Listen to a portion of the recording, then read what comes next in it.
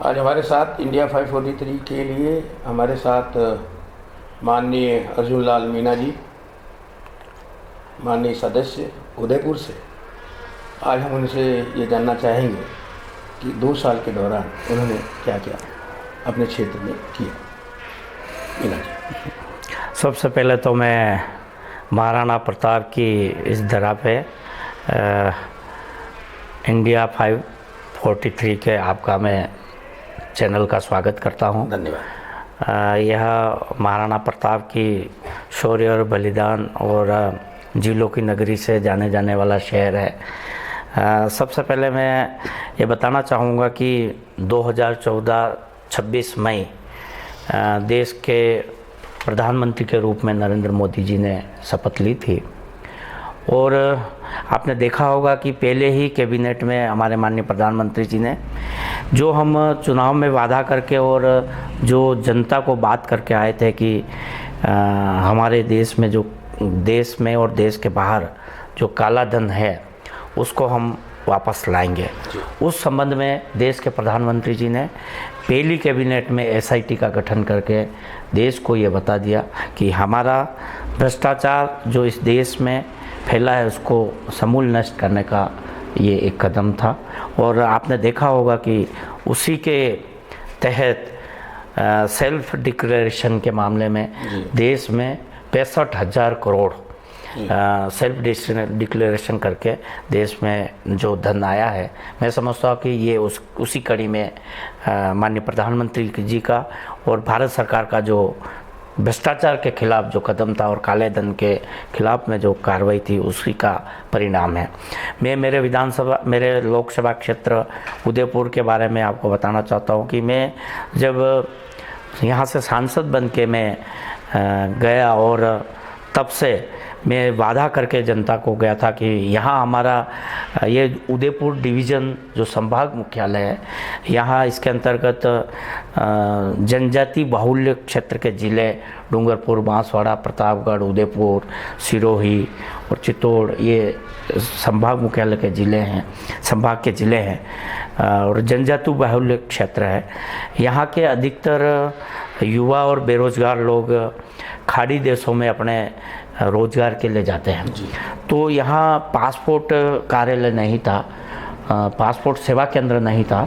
हम यहाँ से जो डूंगरपुर बांसवाड़ा जो 600 किलोमीटर दूर जोधपुर अपना पासपोर्ट बनवाने के लिए जाता था, उसके लिए हमने माननीय विदेश मंत्री जी सुषमा जी से निवेदन किया और बार बार लोकसभा में प्रक्रिया और नियम के संबंध में जो स्टार क्वेश्चन है, अन स्टार क्वेश्चन है, 377 है और जो भी नियम और प्रक्रिया में होता है उसके तहत हमने क्वेश्चन पुटअप किया और माननीय हमारी विदेश मंत्री 1 जून 2015 को यहाँ आई थी।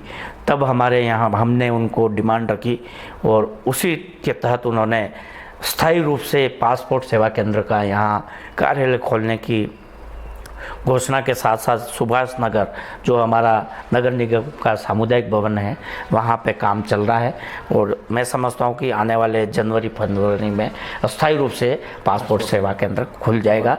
एक देश का 87वां ये पासपोर्ट सेवा केंद्र होगा।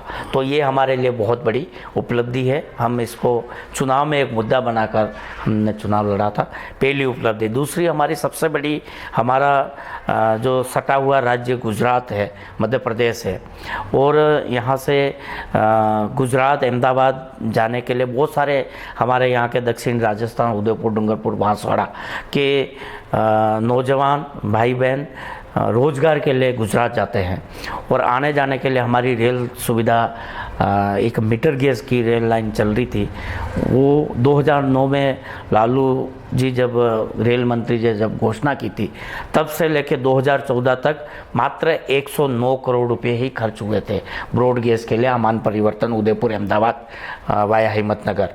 लेकिन पहले साल में 350 करोड़ रुपए 2014-15 और अभी 15-16-17 में हमको 650 से अधिक करोड़ रुपए ब्रॉड गेज में मिले हैं। मैं समझता हूं कि आने वाले 1 साल 2 साल 2018 मार्च में टारगेट है कि ये ब्रॉड गेज उदयपुर अहमदाबाद जुड़ जाएगी, जिससे कि साउथ के राज्यों में जाने में हमको सबसे बड़ी सुविधा उपलब्ध होगी। और ये हमारे रेलवे में सबसे बड़ी उपलब्धि है कि इन 2 सालों में 1000 करोड़ से अधिक हमने भारत सरकार से बजट लिया है। और इसी रेलवे में हमने एक पिट लाइन का काम, यहाँ से 8 किलोमीटर उमरडा रेलवे स्टेशन है, वहाँ हमारे पिट लाइन बन के तैयार हो गई है और काम चालू हो गया है, जिससे कि हमारे जो यहाँ से हरिद्वार, यहाँ से वैष्णो देवी और बाकी राज्यों में जाने वाली ट्रेनों के लिए रख रखाव और उनके सफाई के लिए पिट लाइन बनने से इसका भी एक बहुत बड़ी उपलब्धि हमें रेलवे में मिले। रेलवे में हमको दूसरी और तीसरी सबसे बड़ी कि अजमेर से लेके उदयपुर तक हमारे ये इलेक्ट्रिक से जुड़ जाएगी रेल लाइन, तो जिससे हमारे फास्ट ट्रेन है इस पे चलेगी। और यहाँ से जोधपुर जाने के लिए भी एक नई रेल लाइन की घोषणा की है, जो जालोर तक एक नई रेल लाइन बिछाने के लिए सर्वे हो रहा है उसका। तो रेलवे में ये बहुत बड़ा अचीवमेंट हमारे लिए और मेरे लिए रहेगा। इसके साथ ही साथ भारत सरकार ने बहुत सारे स्किल डेवलपमेंट का एक नया विभाग खोला है, जिसके तहत उदयपुर में कई बेरोजगार और युवा लोगों को उस के माध्यम से, उस विभाग के माध्यम से ट्रेनिंग सेंटर चलाया जा रहा है, जिसके कि 1 महीने की ट्रेनिंग है, कोई 45 दिन की ट्रेनिंग है, जिसके स्किल के मामले में लड़के और नौजवान सीख के अपना खुद का रोजगार प्रारंभ करने में काफ़ी लोगों को मिला है। दूसरा, प्रधानमंत्री जी की महत्वाकांक्षी योजना प्रधानमंत्री जनधन योजना, प्रधानमंत्री की सुरक्षाओं की बीमा योजना जो की है, उसके तहत लोगों को बहुत फ़ायदा हो रहा है। और प्रधानमंत्री मुद्रा लोन में मैंने अपने हाथों से लगभग 100 करोड़ के रूप में मैंने मेरे लोकसभा में लोगों को मैंने बांटे हैं। तो मैं समझता हूँ कि ये भी प्रधानमंत्री की बहुत ही महत्वाकांक्षी योजना है, जिससे कि 10 लाख से लेकर 1 करोड़ तक और 1 लाख से 10 लाख तक लोगों को प्रधानमंत्री मुद्रा लोन योजना में उनको लाभ मिल रहा है। अब जैसे कि राजस्थान में बिजली की सप्लाई की बड़ी प्रॉब्लम रही है जी, उस क्षेत्र में आपने भी बहुत वादे किए होंगे जी, ये आपका क्षेत्र भी बहुत बड़ा है। वहाँ पे आपका टारगेट कहाँ तक और कब तक पूरा हो रहा है? राजस्थान बहुत बड़ा भौगोलिक दृष्टि से तो देश का सबसे बड़ा राज्य है, लेकिन पावर के दृष्टि में अभी जब भारत सरकार की नई योजना उदय योजना में जो सौर ऊर्जा के माध्यम से पावर जनरेट करने का, उस दिशा में राजस्थान काफ़ी कुछ आगे बढ़ रहा है। लेकिन मैं मानता हूं कि अभी भी बिजली की समस्या है, इसलिए कि पिछली जो सरकार हमारे प्रदेश में चल रही थी, लगभग 88,000 करोड़ का घाटा बिजली विभाग अकेले में हमको दे के गई थी, जिस वजह से माननीय मुख्यमंत्री वसुंधरा राजे ने और उनके पूरे कैबिनेट ने और सरकार ने उसको पर मंथ हमको 22,000 का घाटा, 22,000 करोड़ का घाटा हो रहा था पर मंथ, उसको कम करते करते अभी जब पिछले महीने माननीय वसुंधरा राजे से हमारी बैठक हुई तो 12,000 करोड़ पे लाए हैं महीने का घाटा। तो बिजली विभाग में हमको काफ़ी घाटा है, लेकिन आने वाले साल 2 साल में चूँकि छत्तीसगढ़ है, मध्य प्रदेश है और इन राज्यों में बिजली उत्पादन की दृष्टि से छत्तीसगढ़ काफ़ी आगे है। और अभी हमारी सरकार ने भी कुछ रेट बढ़ाई है घरेलू के, उससे जनता में थोड़ा बहुत होगा, लेकिन ये हमारी सरकार की मजबूरी थी। सरकार अगर रेट नहीं बढ़ा रही तो लोगों को बिजली 6 घंटे 24 घंटे देना काफ़ी, घरेलू बिजली तो हम 24 घंटे देने का प्रयास कर रहे हैं, लेकिन हमारे दूसरे जो व्यावसायिक है और उसके लिए हमें अभी दिक्कत आ रही है, 5 से 6 घंटे तक की बिजली दे पा रहे हैं। जैसे कि कल मैं बड़ौदा में था और वहाँ पे सारे पावर मिनिस्टर और सारे स्टेट के पावर मिनिस्टर आए थे, बिजली विभाग के और सेक्रेटरी भी आए हुए थे। तो मैं वहाँ बैठा हुआ था, साथ में था। मैंने नहीं देखा कि कोई प्रपोज़ल राजस्थान गवर्नमेंट ने माननीय पीयूष जी के सामने रखा हो, तो किसी पे चर्चा काफ़ी हो रही थी जी, क्योंकि राजस्थान बिजली के मामले में काफ़ी पिछड़ा है अभी भी। अभी एक्चुअल में 6 हमारे बिजली घरों के बारे में अभी प्रपोजल चल रहा है। छबड़ा में है, कोटा छबड़ा में है। कि सोलर एनर्जी के लिए राजस्थान ही सबसे बड़ा स्टेट है जी, जहाँ से बिजली पैदा, सोलर एनर्जी पैदा हो रही है और बाहर जा रही है। जी। क्यों राजस्थान के अपने लोगों को क्यों नहीं मिल रही है? नहीं, अभी उस दिशा में काम चल रहा है, लेकिन अभी हमारे माननीय मुख्यमंत्री जी ने पिछले नवंबर दिसंबर में एक रिसर्जेंट राजस्थान का एक आयोजन किया था, और जिसमें लगभग काफ़ी देश और दुनिया से इन्वेस्टर आए थे, और काफ़ी उस पे बिजली पे, ऊर्जा पे भी MOU पे साइन हुए हैं। मैं समझता हूँ कि अभी बहुत ही जल्दी, क्योंकि प्रक्रिया प्रारंभ होना और उसको अंतिम लक्ष्य तक पहुँचना में थोड़ा टाइम लगेगा। मैं समझता हूँ कि आने वाले 6 महीने के बाद ऊर्जा में काफ़ी कुछ हमारा स्टेट आगे आएगा और उसमें काम करेगा। दूसरी एक समस्या आपके यहाँ जल की।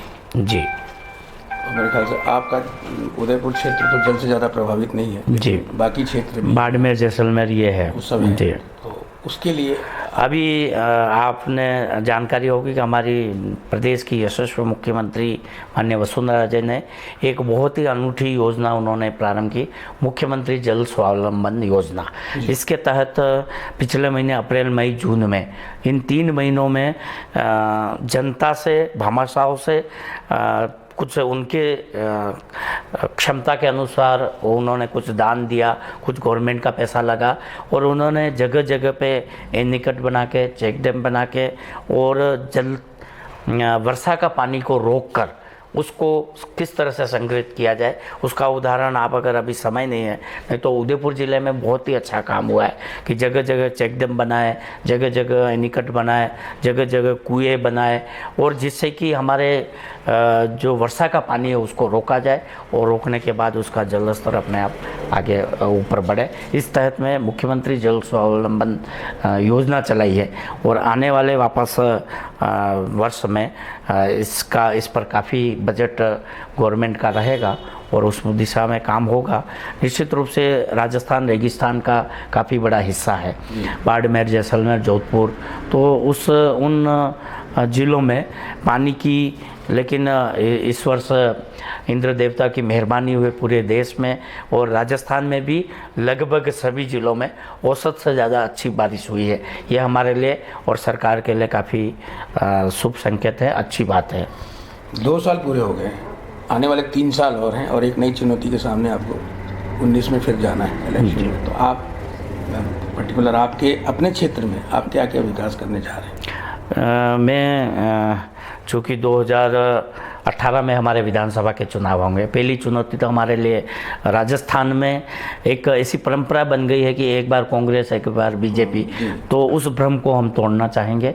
माननीय मुख्यमंत्री हमारी बहुत अच्छा काम कर रही है शिक्षा के क्षेत्र में, सड़कों के मामले में, विशेष करके राजस्थान में प्रतिदिन 19 किलोमीटर सड़क बन रही है, तो ये एक रिकॉर्ड है अपने आप में पूरे देश में। राजस्थान प्रधानमंत्री सड़क योजना में भी बहुत अच्छा काम करके दिखाया है, और अभी 15 तारीख को हमारे केंद्रीय मंत्री माननीय नितिन जी गडकरी और माननीय मुख्यमंत्री जी 6200 करोड़ की योजना, जो यहाँ उदयपुर से अहमदाबाद तक का जो 4 लेन है उसको 6 लेन में कन्वर्ट करके उसका शिलान्यास करेंगे।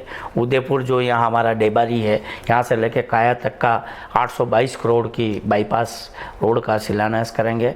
यहाँ से जो ब्यावर, उदयपुर से ब्यावर नाथद्वारा वाले रोड का भी, उसका भी शिलान्यास करेंगे, और 1-2 रोड हमारे नेशनल हाईवे में यहाँ से उदयपुर से गुजरात खोखरा बॉर्डर रिजर्व फलासिया होके उस रोड का भी घोषणा होने वाली है। तो मैं समझता हूँ कि सड़कों के मामले में काफ़ी अच्छा काम। माननीय मुख्यमंत्री जी ने एक गौरव पथ नाम का एक सड़क जो प्रत्येक गांव में, जिसमें 50 से 60 लाख रुपये उस गांव में शहर की तरह गौरव पथ का निर्माण किया गया है, और लगभग उस पंचायत समिति, जिस पंचायत समिति के 1/3 ग्राम पंचायतों में वो काम पूरा हो गया, और अभी इस साल भी उसी के तहत 1/3 का फिर काम प्रारंभ कर दिया गया। तो मैं समझता हूँ सड़कों के मामले में काफ़ी कुछ अच्छा काम हो रहा है। आने वाले समय 2000 चुनाव हम लोग पुनः भारतीय जनता पार्टी वसुंधरा राजे के नेतृत्व में सरकार बनाएगी। अभी कांग्रेस में तो कोई अभी है ही नहीं, मैं समझता हूँ कि अभी शून्य पड़ी हुई है।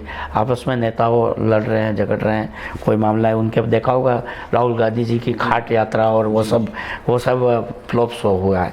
बीजेपी अभी हमारे देश के प्रधानमंत्री जी ने कोजीकट में हमारी राष्ट्र परिषद की बैठक हुई थी और उसमें मैं भी गया था। प्रधानमंत्री जी ने स्पष्ट शब्दों में जब हमारे सैनिकों के पे उरी में जब उनके ऊपर हमला करके शहीद हुए थे 18 सैनिक, उसके बारे में उन्होंने पहले ही बोल दिया कि पाकिस्तान को हम अलग थलग करके डिप्लोमेटिक रूप से, क्योंकि विश्व में जिस तरह से भारत का गौरव बढ़ा है, देश का, इंडिया का गौरव बढ़ा है, वो माननीय प्रधानमंत्री जी के अथक प्रयास और मेहनत का फल है। और पूरी सरकार, प्रधानमंत्री जी, पूरा देश प्रधानमंत्री जी के साथ है।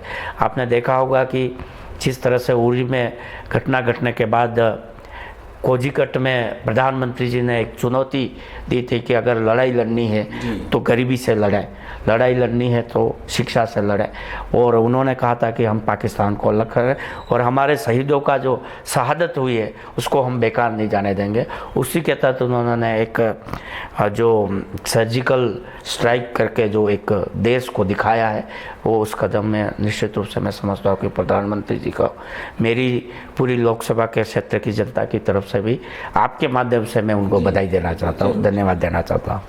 Thank you sir. Thank you sir. Thank you. हो गया सर?